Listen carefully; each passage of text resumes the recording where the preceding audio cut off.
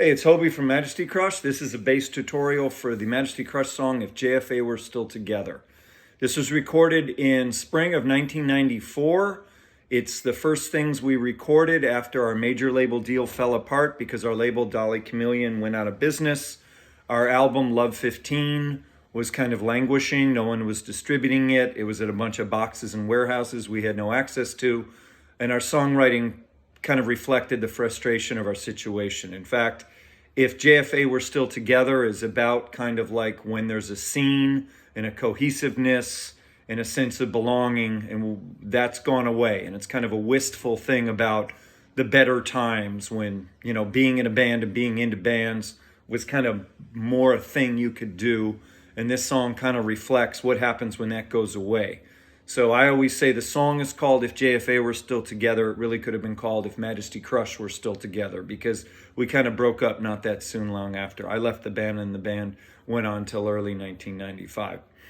The bass line for this is very much based on almost like a hip hop loop and kind of a Rage Against the Machine, Laughing Hyenas bass tone. I learned how to play bass from Kevin Monroe from the Laughing Hyenas and Mule and Majesty Crush for just through luck. We shared rehearsal spaces our entire 4-year careers.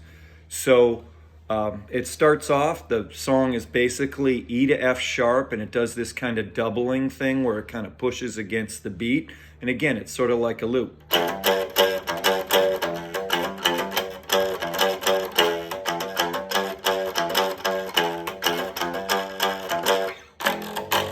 And the little turnaround is just open E, F sharp. So it goes low, so it comes back up. Now the riff goes, and then there's a bridge right after the first chorus where there's really high up guitar, and there's not a chorus yet, but it's a nice little bridge. So it goes the same thumpa-thumpa thing.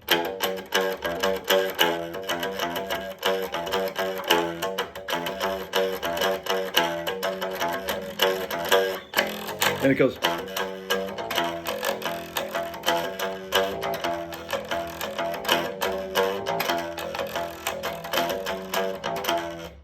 Then it goes back to. So that part was just you go down to the E and you do the open E. So it doesn't have the tension. It doesn't have the pull up. It's kind of like the air is being let out of it.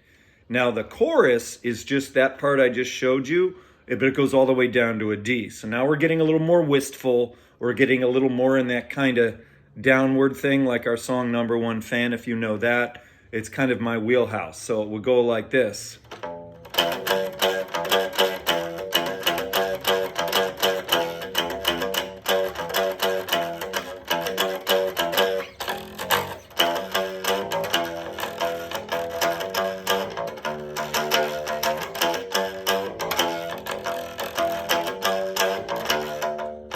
So it goes up to the F sharp in the open E, up to the F sharp, down to the D. You know, if JFA were still together. Now there is a breakdown part in the middle of it that, if I remember correctly, is actually a repatriated bass line from an early song we had called Crushed.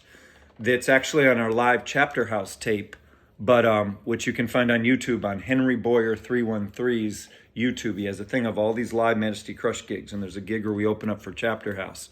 But what Crushed was this dubby breakdown that actually starts on the F sharp and goes to open E. So it goes, then the B,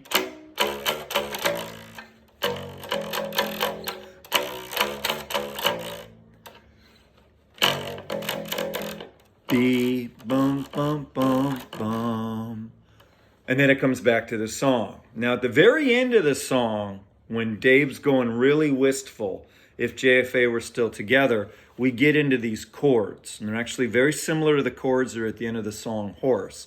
But it basically, you're playing an E chord on the D and G string.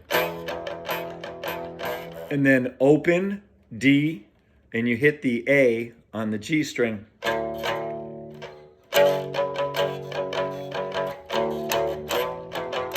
And then go the other way.